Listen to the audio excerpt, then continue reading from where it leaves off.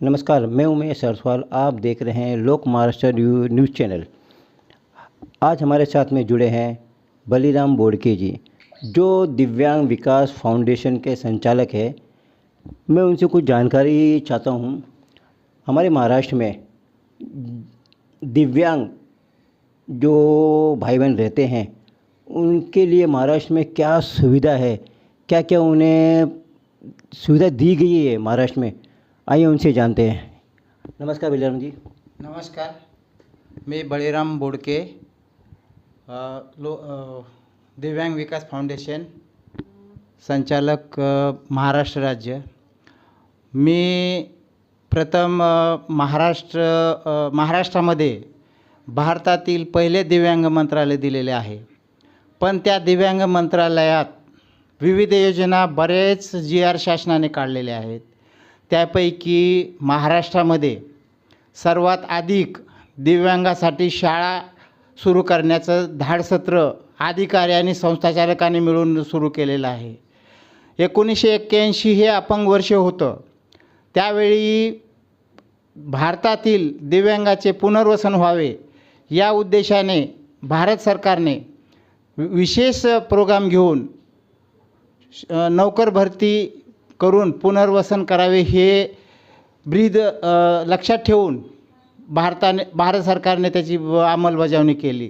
त्याच धर्तीवर महाराष्ट्रामध्ये 1995 रोजी दिव्यांगांना अधिकात अधिक आर्थिक स्तरीय लाभावे या दृष्टिकोनातून महाराष्ट्र शासनाने एक कायदा सुरू केला की सामाजिक न्याय मंत्रालयातर्फे, सामाजिक न्याय विभागातर्फे ज्या दिव्यांग शाळा महाराष्ट्रात चालू होतात त्यांना त्या शाळामध्ये 50% कर्मचारी हे दिव्यांग प्रवर्गातून भरावे आणि अधिकात अधिक दिव्यांगाचे पुनर्वसन व्हावे या म्हणीप्रमाणे शासनाने चांगल्या उद्देशाने हा GR काढलेला होता. परंतु भ्रष्ट अधिकारी आणि संस्थाचालक यांनी या GRकडे सर्व दुर्लक्ष करून टाकले आणि दिव्यांगाच्या नावाने भराभर बोगस अहवालाच्या आधारे, समाज कल्याणच्या खोट्या रिपोर्टच्या आधारे दिव्यांग आयुक्तांनी धडाधड नोंदणी प्रमाणपत्र देण्यास सुरुवात केली. एक मिनट बलीराम जी, मैं आपको एक चीज़ बताना चाहता हूँ। आप ये जो भ्रष्ट अधिकारी के जो नाम ले रहे हैं, क्या आप उनका नाम उजागर करोगे? अभी उस समय जो अधिकारी थे, उस समय के अधिकारी का तो अब कुछ फ़ायदा नहीं, वो कुछ रिटायर हो गए, कुछ वर्किंग में है.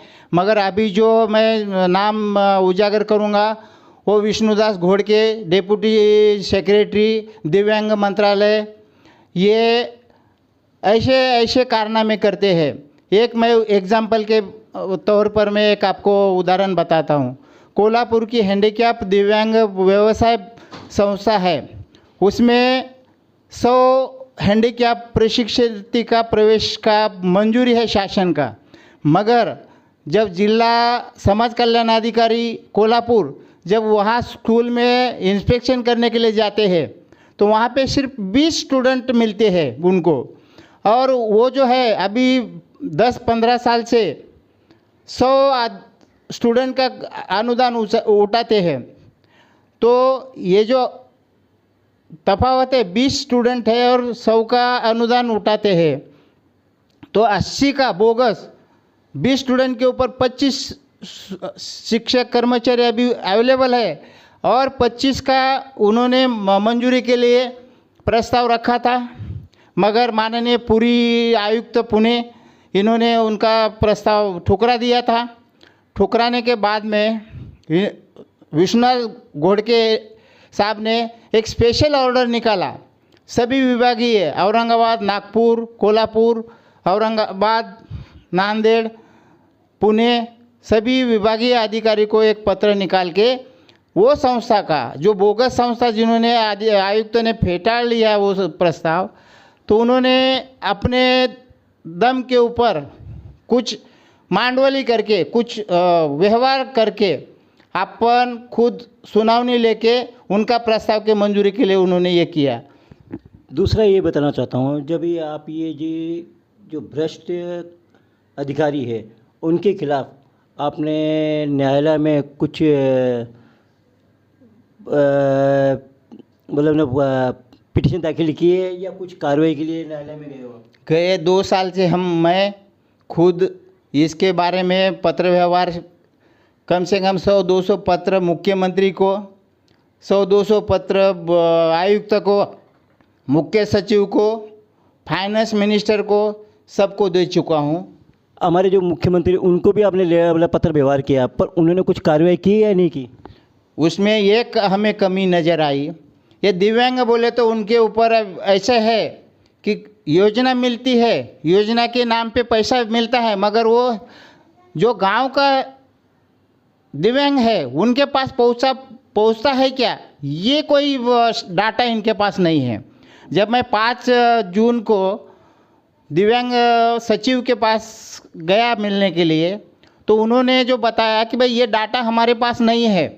जब डाटा तुम्हारे पास नहीं है कि भाई दिव्यांग स्कूल में कितने स्टूडेंट भर्ती होते हैं हर साल, कितने पास होके जाते हैं, कितने प्रवेश शासन के क्या बता के ये अहवाल भेजते हैं आयुक्त के पास, और आयुक्त खाली लिस्ट भेजता है मंत्रालय के पास, ऐसा उनका कहना है। मगर उसके लिए इनके पास कोई डाटा नहीं है, कोई इनके पास ये नहीं है। और कोई आरटीआई में अगर कोई संस्था मांगता है तो उनको ये देने का नाम नहीं लेते।